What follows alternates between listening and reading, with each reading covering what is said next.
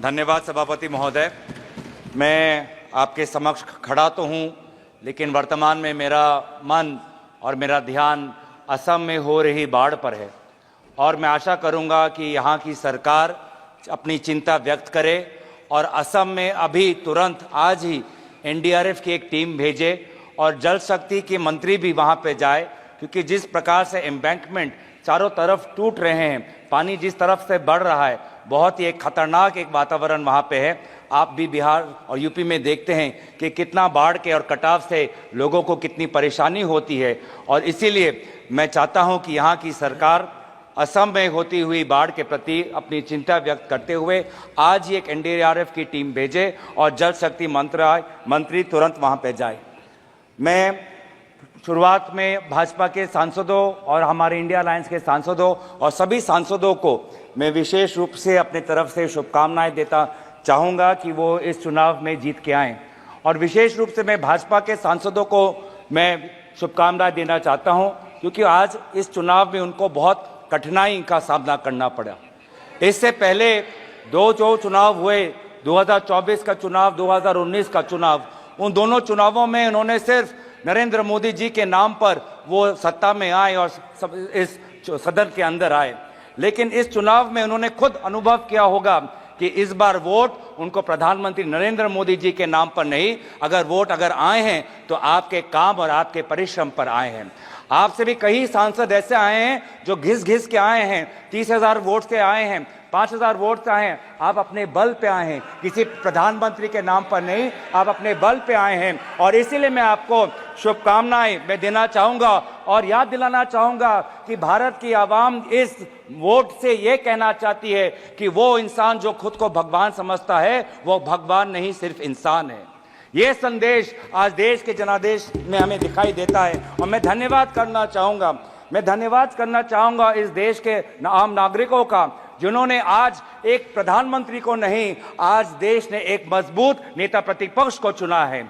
आज देश ने एक सत्ता को नहीं, आज देश ने एक मजबूत विपक्ष को चुना है और इसीलिए मैं देश के लोगों का आभार प्रकट करता हूं और देश के लोगों को आपके जरिए ये मैं संदेश देना चाहता हूं कि आपके होते हुए हम ये संघर्ष जारी रखेंगे। लोकतंत्र को बचाने का संघर्ष, संविधान को बचाने का संघर्ष, पिछले दलित वंचित अल्पसंख्यकों का संवैधानिक अधिकार बनाने का जो संकल्प हमने लिया है, हमने ये मुहिम छेड़ी है, ये मुहिम पे हम ये चढ़ते जाएंगे, इस रास्ते पे हम चलते जाएंगे। हम आवाज बन के रहेंगे उन देशवासियों की जिनकी समस्या ना आज इस सदन में व्यक्त होती है ना अखबारों में व्यक्त होती है। हम आवाज उठाएंगे उन गरीब लोगों की जो आज अस्पताल में लगभग 6-6 साल उनको रुकना पड़ता है पर उनको सर्जरी का अपॉइंटमेंट नहीं मिलता है। हम आवाज उठाएंगे वो सड़क पे सोते हुए युवाओं की, लोगों की, जिन पर एक अमीर बाप का गाड़ी का बेटे का गाड़ी रेंगते हुए उनको मार देता है और फिर वो बेटा बाद में बेल पर निकल जाता है और उन जो लोग जो सड़क पे सोते हैं आज उनके बारे में कोई नहीं सोचता।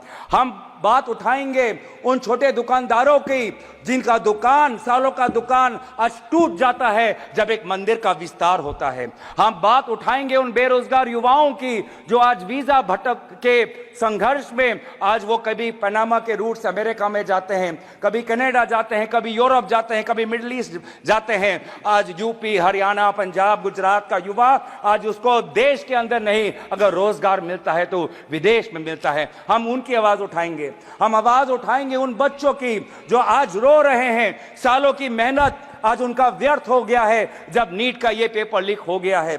हम बात उठाएंगे उन जवानों की जो आज जम्मू में जिनकी आज शहादत हुई है। हम बात उठाएंगे उन ऑनेस्ट टैक्स पेयर्स की जिनका पैसा आज हम देख रहे हैं कि कहीं बिहार पर पुल गिर जाने पर उनका टैक्स पेयर का पैसा व्यर्थ होता है, तो कहीं एयरपोर्ट का टर्मिनल लीक होने पर उनका टैक्स पेयर का पैसा व्यर्थ होता है। पर हमें यह भी पता है कि प्रधानमंत्री मोदी जी अपना रवैया नहीं बदलेंगे। प्रधानमंत्री मोदी जी के पास दो ही अस्त्र है, एक भय है और भ्रम है। भय वो दिखाते हैं इनकम टैक्स, ईडी और सीबीआई के साथ, लेकिन देशवासियों ने इस बार कह दिया है कि हम इनकम टैक्स, ईडी और सीबीआई से डरते नहीं हैं। और दूसरा जो उनका अस्त्र है वो भ्रम का, वो हमने प्रचार में भी देखा। बांसवाड़ा में उन्होंने क्या कहा, बांसकाठा में उन्होंने क्या कहा, और जिस प्रकार से प्रधानमंत्री मोदी जी के भ्रम को देशवासियों ने लोकसभा चुनाव में नकारा, उसी तरीके से आज भी आप राहुल गांधी जी के भाषण पर जो भ्रम फैलाने का कोशिश कर रहे हैं, उस कोशिश को भी देशवासी नकारेंगे। इसीलिए मैं देशवासियों के प्रति मैं बहुत आभार प्रकट करता हूं, क्योंकि देश बदल चुका है, सदन बदल चुका है। आज आप देख रहे हैं कि जब विपक्ष जब अपनी बात उठता है तो प्रधानमंत्री को भी, कैबिनेट को भी अध्यक्ष महोदय से संरक्षण मांगना होता है।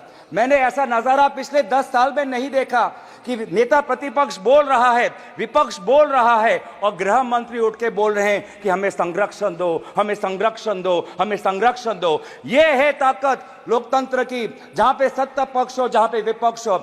अगर आपके पास सत्ता है, इसका मतलब ये नहीं कि आप सही हो। अगर हम विपक्ष में हैं, इसका मतलब हम गलत है, ये इसका मतलब नहीं है। सत्ता पक्ष और विपक्ष लोगों की दो राय रखता है और फिर जनता जनार्दन निर्धारित करती है कि वो किसको राय को स्वीकारता है, चाहे वो सत्ता हो का विपक्ष को। और इसीलिए आज में देश बदल चुका है उत्तर पूर्वांचल से, जहां से आज मणिपुर के 2 सांसद हम जीत के आए हैं।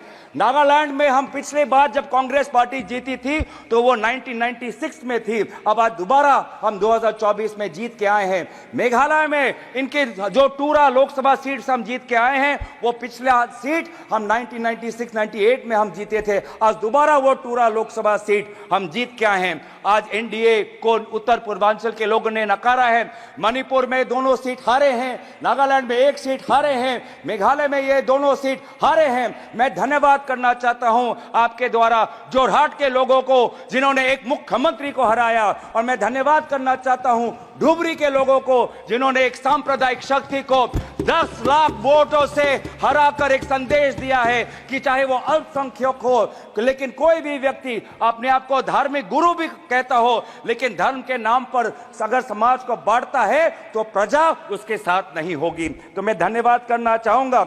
और ये बदलाव लाने के लिए वे सारे जो समाज के अन्य विभिन्न वर्ग हैं, मैं सभी का आभार प्रकट करता हूं। वे हजारों लोग जो राहुल गांधी जी के साथ भारत जोड़ो न्याय यात्रा पे चले, मैं उनका धन्यवाद करना चाहता हूं।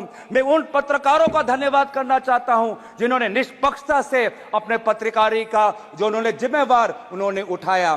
आज एक संदेश गया उन पत्रकारों को जिनको हौले हौले प्रधानमंत्री मोदी जी से प्यार है। एक संदेश गया उन पत्रकारों को जो कहते हैं कि ये तो सिर्फ फॉर्मेलिटी है, कि अपनी पत्रकारिता पर ध्यान दे, नहीं तो लोग आपको देखना बंद कर देंगे। मैं आज युवाओं को मैं आभार प्रकट करना चाहता हूं, क्योंकि उन्होंने व्हाट्सएप का इस्तेमाल नहीं किया, उन्होंने अपना विवेक का इस्तेमाल किया।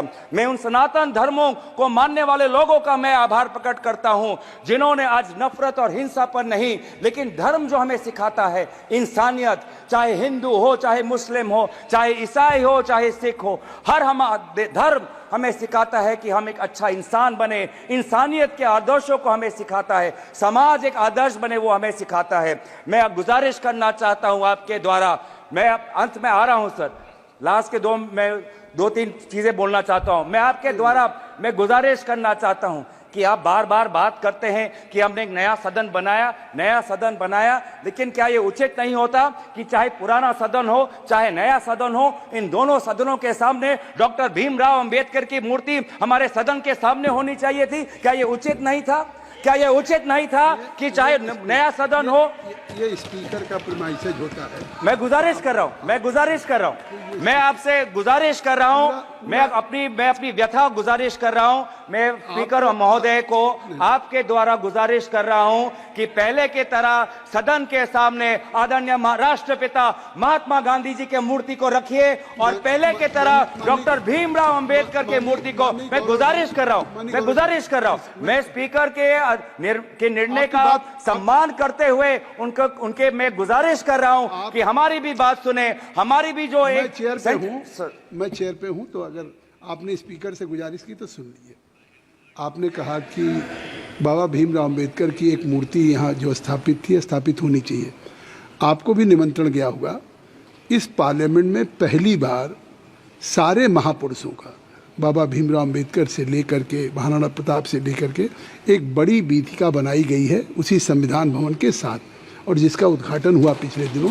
शायद आप जाएंगे तो आपको लगेगा कि एक पार्लियामेंट के अंदर एक ऐसी चीज़ हो गई कि कोई भी बाहर का डेलीगेशंस या हमारे खुद मेंबर ऑफ पार्लियामेंट या बाहर के लोग आएंगे तो उनको इस संविधान भवन, इस पार्लियामेंट के साथ साथ अपने देश के महापुरुषों को एक साथ सारी प्रतिमाओं को ढंग से रख करके पार्क बनाया गया है। धन्यवाद। अध्यक्ष सभापति महोदय, मैं बस गुजारिश कर रहा हूं, आप हमारी भी बात रखने, आप सुनिए कि सदन के सामने अगर प्रेरणा स्थल बनाना भी हो तो सदन के सामने जहां पे उनका स्थान है, जहां पे उनके इतने सालों से जब डॉक्टर भीमराव अंबेडकर के मूर्ति को स्थापन करने के लिए एक पूरे देश में एक आंदोलन हुआ था, उस स्थान को एक वजह के से चुना गया था कि वो सदन के सामने हो। क्या ये उचित नहीं है? क्या ये हमारे गरिमा के अनुसार नहीं होना चाहिए कि सदन के सामने जिस हमारे भारतीय संविधान के निर्माता डॉक्टर भीमराव अंबेडकर और महात्मा गांधी जी हमारे सदन के सामने हो? तो मैं दोबारा आपसे गुजारिश करता हूं, हाथ जोड़ के मैं विनम्र आपसे अनुरोध करता हूं